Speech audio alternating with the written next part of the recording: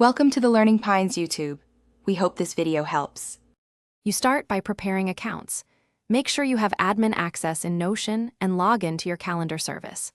Once done, obtain either the iCal feed or an API token. This is the key piece Notion needs.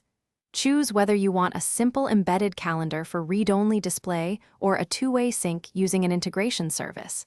This choice affects steps that follow, so pause and pick one now. You need the correct link or token saved to your clipboard before moving into Notion.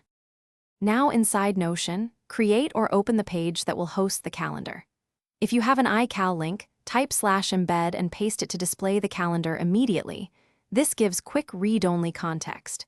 If you selected two-way sync, install and configure your chosen connector, authorize both Notion and the calendar, and map essential fields, title, date, description, so events transfer correctly. Once configured, create a single test event and confirm it appears both in Notion and in the calendar. To finish, verify sync settings. Check how often your integration updates and confirm calendar permissions allow access.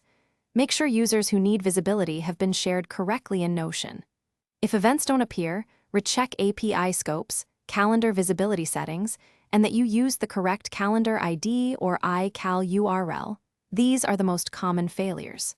Finally, document the setup steps and store the iCal link or API token securely so you can reconfigure quickly if something changes or you add new calendars. Thanks for watching. Consider subscribing if we helped you.